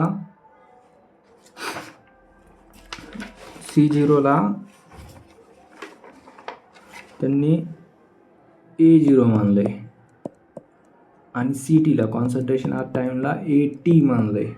तर हेच मॉड्यूलमध्ये असेल तसं ते झालं आहे. तर इक्वेशन त्याच्यानुसार आपण लिहू शकतात, त्याच्यानुसार तयार होतील इक्वेशन. जे आपण बघितले होते ते काय होतं, रेट इक्वेशन्स. आपण जे बघितलं होतं ते काय होते, रेट इक्वेशन. मग आता सगळे एका जागेवर आपण लिहू रेट इक्वेशन काय होते, जे फेमस आहेत म्हणजे जे इम्पॉर्टंट आहेत तेवढेच लिहूत, जे मॉड्यूल्समध्ये दिलेले आहेत तेवढं होतं. तर रेट इक्वेशन समजा मी इथं घेतलं 0 ऑर्डर रिॲक्शन, इथं घेतली फर्स्ट ऑर्डर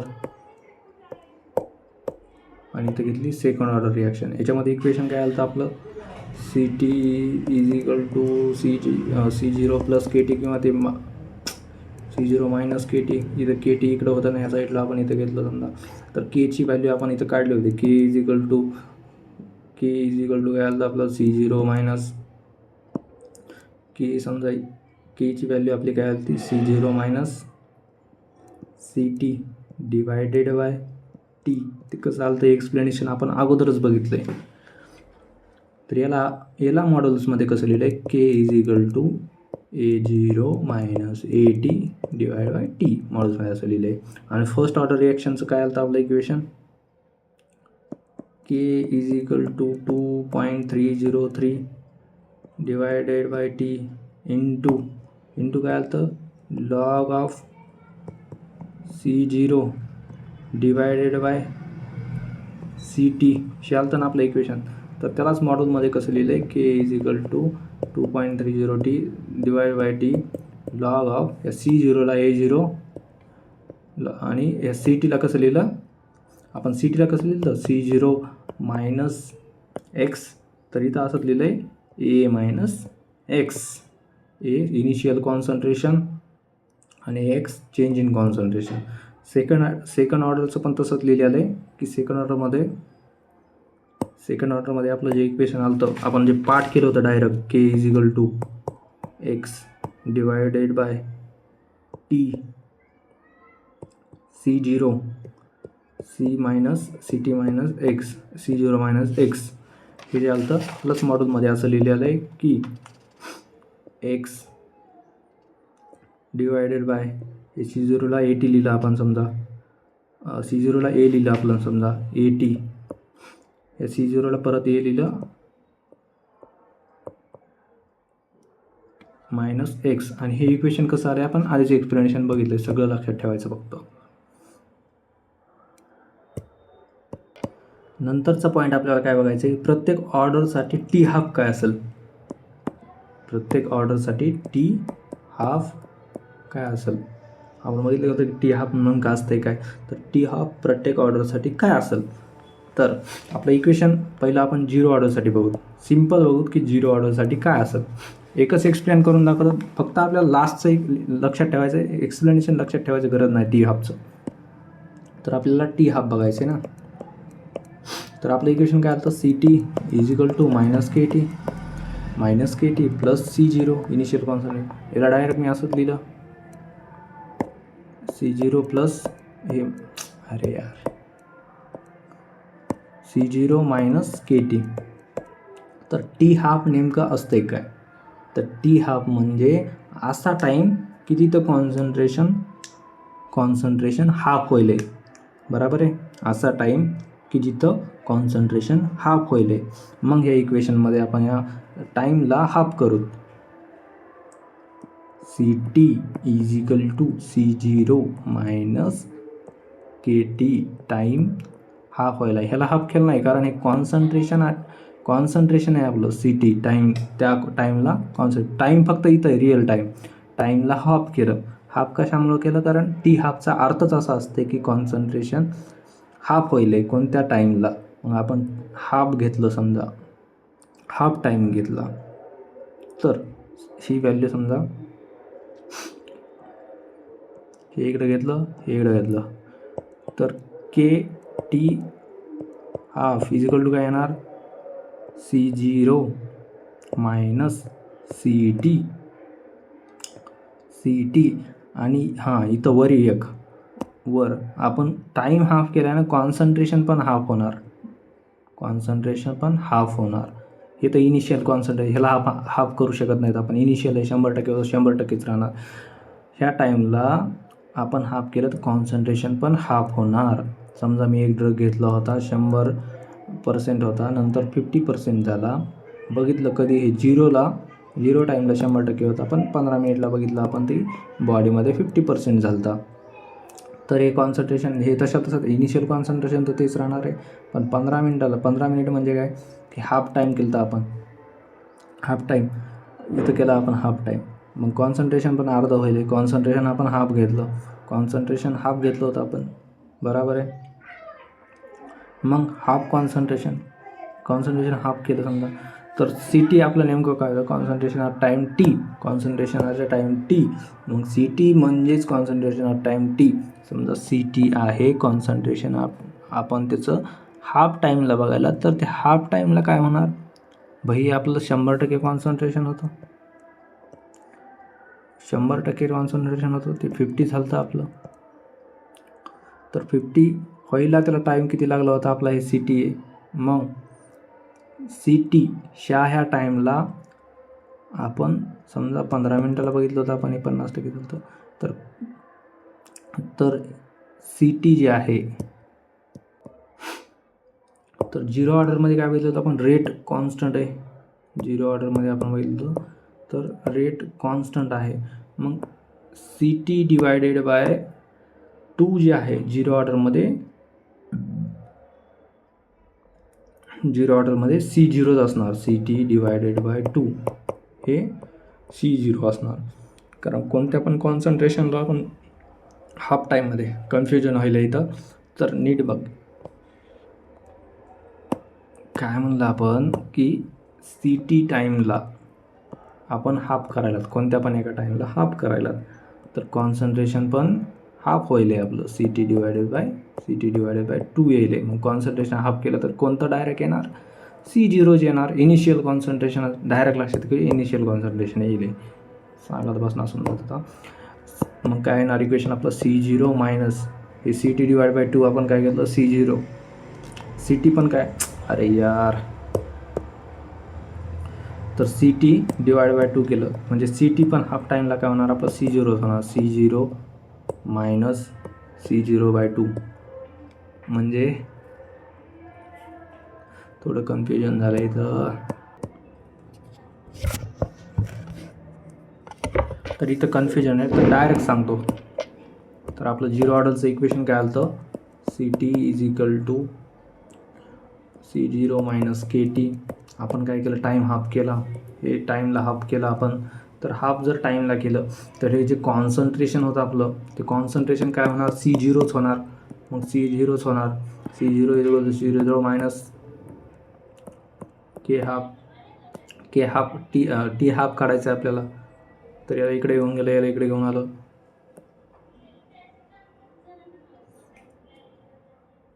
कॉन्सन्ट्रेशन आपला हाफ झालं ना. तर CT टाईम अरे यार कॉन्सन्ट्रेशन आपण कोणत्या हाफ टाईमला बघायलात ना, हाफ टाईमला कॉन्सन्ट्रेशन CT कोणतं असणार आहे C0 बाय 2च असणार आहे.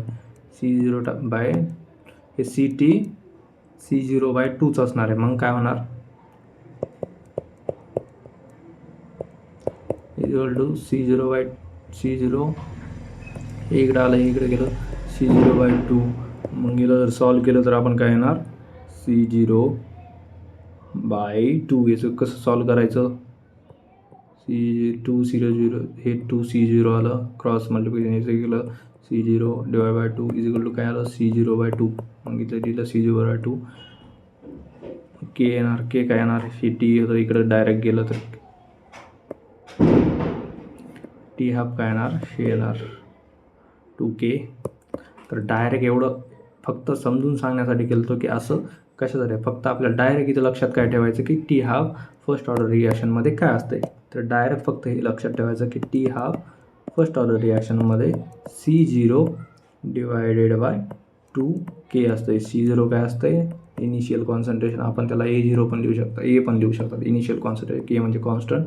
तर झिरो ऑर्डरमध्ये हेच असते. लक्षात कसं ठेवायचं की झिरो ऑर्डरमध्ये हाफ टाईम 1/2 हे 1/2 एवढं पाठ करावंच लागणार आहे. कसं पण ते समजून सांगायला थोडं अवघड आहे. तर फर्स्ट ऑर्डरमध्ये हे काय असणार, फर्स्ट ऑर्डरमध्ये डायरेक्ट आपल्याला फक्त फायनल रिझल्ट लक्षात ठेवायचा आहे. टी हाफ काय असणार आहे फर्स्ट ऑर्डरमध्ये 0.693 डिवायडेड बाय K. आता ह्याला काही पण करून पाठच करावं लागतं, ह्याचं एक्सप्लेनेशन करत बसणार नाही आणि एक्सप्लेनेशन करायला खूप अवघड आहे आणि खूप टाईम लागेल. नंतर हे झालं फर्स्ट ऑर्डरसाठी. पहिलं बघितलं होतं झिरो ऑर्डरसाठी. आणि सेकंड ऑर्डरसाठी काय टी हाफ सेकंड ऑर्डरसाठी असतं आहे 1 divided by C0 into K. C0 into K. मग आता आपण तिन्ही इक्वेशन एक वेळेस लिहून बघू.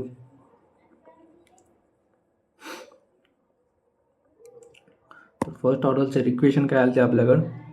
फर्स्ट ऑर्डरचे पहिल्यांदा झिरोचं बघू. Zero order, first order and second order. आपण काय बघायला टी हाफचं इक्वेशन इथं काय आलं C0 अपॉन 2K. फर्स्ट ऑर्डरमध्ये काय आलं फर्स्ट ऑर्डरमध्ये टी हाफचं इक्वेशन आलं 0.693 डिवाइड बाय K. आणि सेकंड ऑर्डरमध्ये इक्वेशन काय आलं T half is equal to 1 divided by C0 into K हे आलं. तर मग इथं इक्वेशन आपल्याला क्वेश्चन तेच विचारते की झिरो ऑर्डर रिॲक्शनमध्ये आपण काय बघितलं होतं की rate of reaction do not depend on concentration. But इथं तर काय आहे कॉन्सन्ट्रेशन आहे, बरोबर आहे. मग इथं तेच वाक्य तयार होते की झिरो ऑर्डरमध्ये हे इम्पॉर्टंट पॉईंट आहे की झिरो ऑर्डर रिॲक्शनमध्ये रेट ऑफ रिॲक्शन जे आहे रेट ऑफ रिॲक्शन कॉन्सन्ट्रेशनवर डिपेंड करत नाही. But T half zero order रिॲक्शनचा टी हाफ कॉन्सन्ट्रेशनवर डिपेंड करतंय, डायरेक्टली प्रपोर्शनल असतंय. हेच आपल्याला क्वेश्चन विचारतात की टी हाफमध्ये रेट ऑफ रिॲक्शन कॉन्सन्ट्रेशनवर डिपेंड करत नाही परंतु टी हाफ करतंय. नंतर आता T19 प्रत्येक रिॲक्शनचा T19 बघायचा, डायरेक्ट पाठ करायचा आहे. T19 आपण बघितलं होतं की ते T19 काय असते सांगितले. तर T19चं 0 ऑर्डरसाठी इक्वेशन आहे T19 is equal to 0.1 into C0 initial concentration divide by K. हे आहे 0 ऑर्डरसाठी. फर्स्ट ऑर्डरसाठी आहे 0.1052 इंटू डिवाइड बाय K.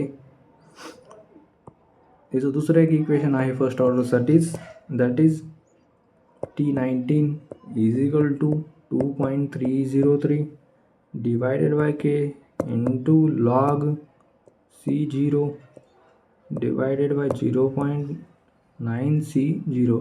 हे इक्वेशन काही पण करून पाठच करावं लागेल, याचे इक्वेशन नाही. जिथं जिथं लॉग लक्षात येईल तिथं तिथं समजून घ्यायचं की फर्स्ट ऑर्डर रिॲक्शन आहे. फर्स्ट ऑर्डरचं बघितलं, सेकंड ऑर्डरचं बघितलं. T19 फॉर सेकंड ऑर्डर बघायचं. सेकंड ऑर्डरसाठी इक्वेशन काय आहे? सेकंड ऑर्डरसाठी T19 is equal to 0.11 divided by C0 into K.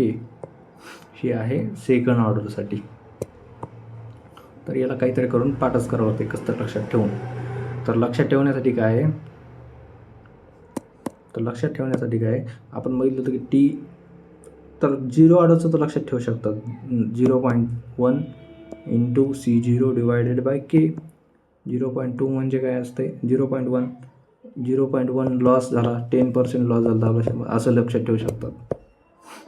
कसं करून लक्षात ठेवायचं. नंतरचा पॉईंट काय आहे, नंतरचा पॉईंट ग्राफवर क्वेश्चन विचारत आहे की फर्स्ट ऑर्डरचा ग्राफ कसा असेल, सेकंड ऑर्डरचा ग्राफ कसा असेल आणि 0 ऑर्डरचा ग्राफ कसा असेल. कोणता आपण ते कॉन्सन्ट्रेशन वर्सेस टाईम बघितलं, पण इथं रेट वर्सेस टाईम बघायचं. आता रेट वर्सेस टाईम. तर 0 ऑर्डरमध्ये काय होणार, 0 ऑर्डरमध्ये रेट कॉन्स्टंट होता, म्हणजेच 0 ऑर्डरमध्ये रेट कॉन्स्टंट आहे. रेट कमी जास्त होईनाच चालला आहे. किती पण कॉन्सन्ट्रेशन का असणार ड्रगचं, काय का असणार, ड्रगचा रेट कॉन्स्टंट आहे. त्याच्यामुळं एवढंच लक्षात ठेवायचं की 0 ऑर्डर रिॲक्शनमध्ये रेट कॉन्स्टंट असते आणि ग्राफ जे असते parallel to the X axis येते, parallel to the X axis. नंतर फर्स्ट ऑर्डर रिॲक्शनमध्ये काय होतं आहे, ग्राफ जे आहे असा येत आहे की कॉन्सन्ट्रेशन कमी होत चाललं आहे. मी 100% ड्रग घेतला होता ना, ते कमी रेट जे आहे रिॲक्शनचं कमी होत जाते. पहिलं 5 मिनटात जास्त होतं आहे, नंतर 2 मिनटात, असं की डायरेक्ट लक्षात ठेवायचं फर्स्ट ऑर्डरचा ग्राफ असा असतं. सेकंड ऑर्डरचा लक्षात ठेवायची गरजच नाही. सेकंड ऑर्डरचा आणि फर्स्ट ऑर्डरचा ग्राफ सेमच असतं. हे ग्राफ रेट वर्सेस टाईमचा. नंतर आता मेन पॉईंट राहिला आहे आपला की युनिट. फर्स्ट ऑर्डरमध्ये आपण काय बघितलं होतं, की R is equal to K आलं तर कॉन्सन्ट्रेशनवर डिपेंड करत नाही. मग रेटचं हे Kचं युनिट काय होईल, या Kचं युनिट होईल R म्हणजे काय होतं आपलं rate of reaction. Rate of reaction काय होतं dC/dt. मग फर्स्ट ऑर्डरचं युनिट काय येईल, मोल. आपण जे अगोदरच बघितलं होतं, मोल, लिटर इनवर्स, सेकंड इनवर्स, हे येईल फर्स्ट ऑर्डरचं इक्वेशन. हे युनिट म्हणजे काय की रेटचं युनिट पाहिजे आपल्याला. कधी पण विचारलं की फर्स्ट ऑर्डरचं युनिट काय आहे, सेकंड ऑर्डरचं युनिट काय आहे, 0 ऑर्डरचं युनिट काय आहे, तर आपल्याला रेटचं युनिट विचारायला येते. रेटचं युनिट, मग रेटचं युनिट काढायचं आपल्याला. रेटचं आपल्याला इक्वेशन आधीच भेटले आहे ना. तर 0 ऑर्डरमध्ये होता C is equal to K. First order नाही, R is equal to K. First हे 0 ऑर्डरसाठी झालं. फर्स्ट ऑर्डरमध्ये काय होतं, R is equal to K into C. Second ऑर्डरमध्ये काय होतं, R is equal to K into C to the power 2 असं होतं ना.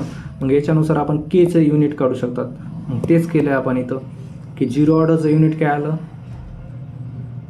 0 ऑर्डरचं युनिट काय आलं, R is equal to K. Kचं युनिट काढायचं, मग K is equal to R. हेच आलं की R म्हणजे काय होतं, rate of reaction. Rate of reaction काय होतं dC/dt. आपलं युनिट ते आलं तर आपलं ते बघितलं. आता फर्स्ट ऑर्डरचं पण बघायचं आहे आपल्याला. फर्स्ट ऑर्डरमध्ये काय, फर्स्ट ऑर्डरमध्ये R is equal to K into C ह्याचं युनिट काढायचं आहे. मग रेट ऑफ रिॲक्शन हे झालं कॉन्सन्ट्रेशन. रेट ऑफ रिॲक्शन काय होतं, D C by D T is equal to K into C. K काढायचं आहे आपल्याला. डी सी म्हणजे काय होतं, कॉन्सन्ट्रेशन मोल पर लिटरमध्ये असते, मोल पर लिटरमध्ये असते. हे टाईम सेकंदमध्ये असते. आणि हे कॉन्सन्ट्रेशन इकडं गेलं, समजा इथं मल्टिप्लायमध्ये इथं गेलं डिवायडेशनमध्ये, इंटू काय ना हे कॉन्सन्ट्रेशन परत कशामध्ये असते, मोल पर लिटर. ह्याचं जर डिवायडेशन केलं तर हे कटून जाणार. मग काय येणार, K is equal to 1 divided by second. आपण याला असंच लिहू शकतो की सेकंद इनिव्हर्स. आता हे कॅल्क्युलेशन स्वतः करून बघा आले तर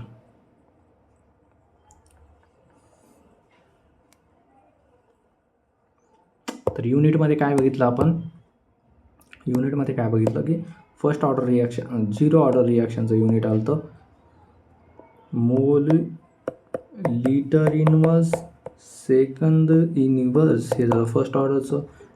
0 ऑर्डरचं फर्स्ट ऑर्डरचं युनिट काय आलं तर सेकंद इनवर्स, कारण याच्यामध्ये कॉन्सन्ट्रेशनच नाही, सेकंड इनवर्स. तसंच सेकंड ऑर्डर रिॲक्शनचं युनिट काय येईल तर ते युनिट येईल मोल इनिवर्स लिटरचं इथं इनिवर्स येणार नाही, लिटर इंटू सेकंद इनिवर्स. तर ते कसं आलं, त्याच इक्वेशनमध्ये व्हॅल्यू ठेवून बघायच्या परत एकदा, त्याच इक्वेशनमध्ये एकदा व्हॅल्यू ठेवून बघायच्या. कोणतं इक्वेशन होतं सेकंड ऑर्डरसाठी, R is equal to C K into C to the power 2. मग के इकडे घेतलं समजा आपण, K into K is equal to काय येणार, R divided by C to the power 2. Concentration काय येणार इथं, कॉन्सन्ट्रेशनचा इथं स्क्वेअर दिला आहे. मग D C by D T, हे डी सी बाय रेटचं काय होतं आपल्याला, D C by D T mole per litre divided by second divide by C square. कॉन्सन्ट्रेशनचं युनिट काय होतं, मोल पर लिटर याचा स्क्वेअर. जर याला सॉल्व केलं, हे एक वेळेस हे कटून जाईल. मग खाली इथं मोल पर लिटर एक वेळेस राहील, कारण इथं स्क्वेअर आहे ना. तर युनिट काय येईल, 1 divided by second divided by mole per litre. मग वर इथं ह्याला जाणार, इथं जाणार, कसं जाणार, असं येणार 1 divided by second into litre divide by mole. मग हेच इक्वेशन कसं तयार झालं आपलं, मग हेच फायनल युनिट आलं की याच्यामध्ये केचं युनिट काय असतंय, litre divided by second into मोल. मग यालाच आपण असं लिहिलं, मोल इनवर्स. मोल इथं खाली आहे ना, त्याच्यामुळे मोल इनवर्स लिटरवर आहे, इनवर्स लिहायची गरज नाही, सेकंद इनवर्स. हे आलं तर सेकंड ऑर्डरचं युनिट, कशाचं, केचं युनिट. तर हे युनिट लक्षात ठेवायचे. तर सगळ्यात सोपं याच्यासाठी एक ट्रिक आहे युनिट लक्षात ठेवण्यासाठी. कोणत्या पण रिॲक्शनचं जर युनिट काढायचं आहे तर के इज इक्वल टू मोलची पॉवर 1 मायनस एन करायचं, लिटरची पॉवर n मायनस 1 करायचं, आणि सेकंद तिन्ही पण रिॲक्शनमध्ये इनवर्समध्येच असते. तर आता हे ट्रिक आहे. इथं काय, n म्हणजे ऑर्डर ऑफ रिॲक्शन, कोणती ऑर्डर. समजा मी आता सेकंड ऑर्डरचं इक्वेशन मला काढायचं आहे, तर काय, के इज इक्वल टू मोल 1 मायनस 2. हे 2 काय, order of reaction second order आहे ना, मग ऑर्डर ऑफ रिॲक्शन 2 आहे into litre order of reaction -1 into second inverse. झालं सेकंड ऑर्डरचं युनिट तयार होईल, -1 लिटर इंटू सेकंड इनवर्स. तसंच कोणत्या पण ऑर्डर ऑफ रिॲक्शनचा आपण युनिट काढू शकतो ह्या ट्रिकनुसार. ट्रिक लक्षात ठेवूस तर युनिट डायरेक्ट पाठ करून टाकायचे.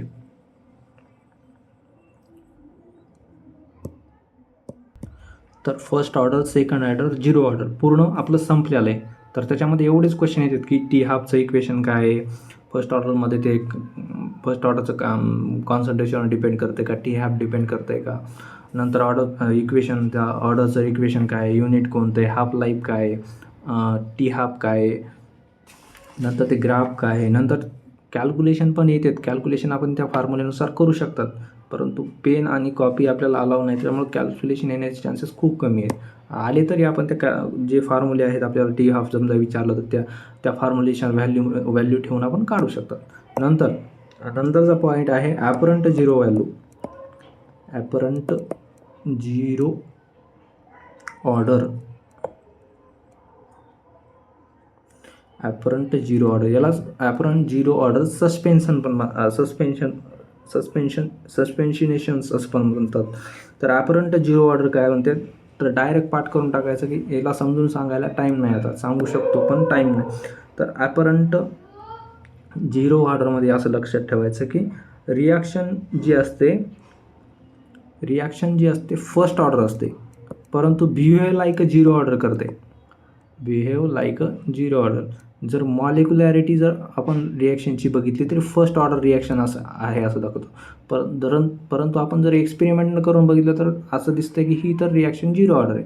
तर ते कसं आहे काय एवढा दिमाग लावून बसूच तर 1 तास अजून जाईल. तर डायरेक्ट एवढंच लक्षात ठेवायचं की ॲपरंट झिरो ऑर्डर रिॲक्शनमध्ये काय असतं की रिॲक्शन असती फर्स्ट ऑर्डर, मेन ती असती फर्स्ट ऑर्डर, परंतु ती दिसती झिरो ऑर्डरसारखी. ती म्हणत नाहीत काय माणूस एका टाईपचं आहे पण दाखवतं आहे दुसरं, तसंच की आहे फर्स्ट ऑर्डर पण दिसती झिरो ऑर्डर, त्यालाच म्हणतात ॲपरंट झिरो ऑर्डर रिॲक्शन. नंतर दुसरी एक डेफिनेशन येते की pseudo first order reaction. Pseudo first order reaction.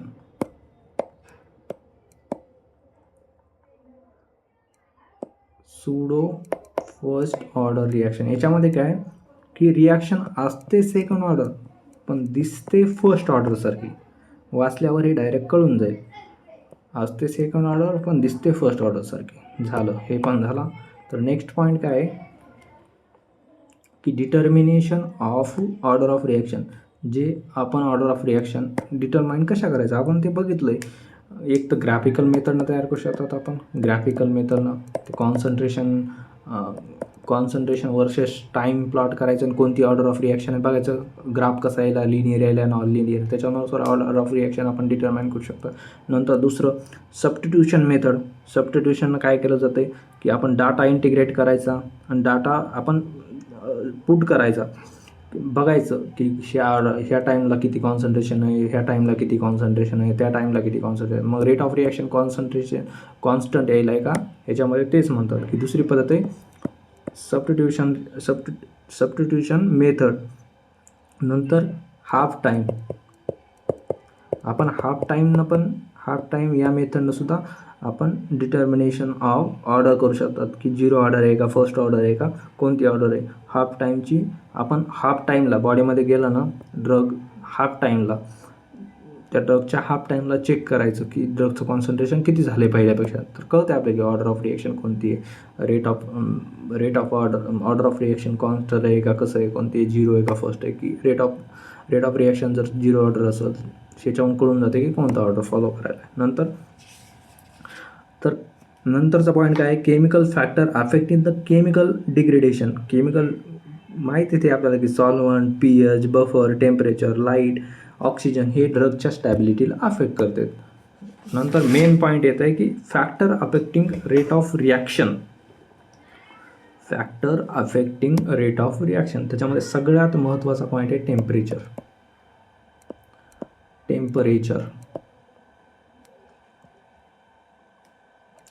तर टेम्परेचरमध्ये काय आहे, टेम्परेचरमध्ये ते अर्नियस इक्वेशन. जिथं रिॲक्शनमध्ये टेम्परेचर येईल तिथं अर्नियस इक्वेशन येईल. डायरेक्ट असा क्वेश्चन विचारू शकतात की रिॲक्शनमध्ये जे चेंज होईल आहे टेम्परेचरनुसार ते कोण एक्सप्लेन करते, ते अर्नियस इक्वेशन एक्सप्लेन करते. तर अर्नियस इक्वेशन काय म्हणतं आहे 2 to 3 टाइम्स किंवा 2 टाइम्स चेंज इन म्हणजे आपण जर आता 10 डिग्री रिॲक्शनचं टेम्परेचर इन्क्रीज केला तर रिॲक्शनचा रेट जे आहे 2 टाइम्स इन्क्रीज होतं आहे. हेच म्हणतं आहे आर्नियस इक्वेशन. आर्नियस इक्वेशन काय म्हणतं आहे, जर आपण रिॲक्शनचा टेम्परेचर 10 डिग्री सेल्सिअसनं इन्क्रीज केलं तर रेट ऑफ रिॲक्शन 2 किंवा 3 टाईम होतं आहे. हेच आहे आर्नियस इक्वेशनचं थिअरी. आणि आर्नियस इक्वेशन कोणतं आहे, तर आर्नियसने एक इक्वेशन दिलं तर K is equal to A E power E A R T. तर याच्यामध्ये काय, ए जे आहे आर्नियस फॅक्टर आहे, के तर आपल्याला माहीत आहे की के आपला कॉन्स्टंट आहे, स्पेसिफिक कॉन्स्टंट तिकडचाच. नंतर ई ए काय आहे, ई ए म्हणजे एनर्जी ऑफ ॲक्टिवेशन. नंतर आर काय आहे, आर म्हणजे गॅस कॉन्स्टंट आहे. आणि टी आहे टेम्परेचर कॉन्स्टंट किंवा ॲब्सोल्यूट टेम्परेचर. हे इक्वेशन जशात तसं पाठ करायचं.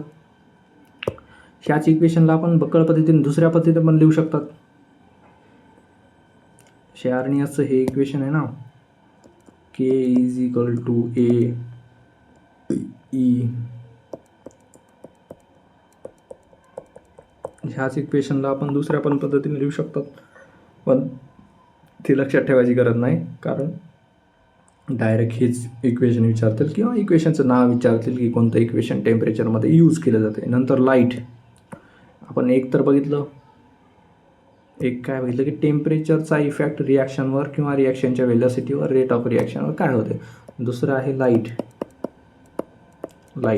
याच्यामध्ये फक्त एवढं लक्षात ठेवायचं की लाईट जी आहे, ई व्ही लाईट असेल किंवा विजिबल लाईट असेल, ती रिॲक्शनमध्ये फोटो इलेक्ट्रिक चेंजेस आणू शकते आणि रिॲक्शनच्या रेटला जास्त पण करू शकते आणि रिॲक्शनच्या रेटला कमी पण करू शकते. लाईट इथं कॅटॅलिटिक ॲक्शन देईल, हे लक्षात ठेवायचं. नंतर थर्ड पॉईंट काय आहे, सॉल्वंटमध्ये एकच पॉईंट लक्षात ठेवायचं की पोलार सॉल्वंट जे असतात,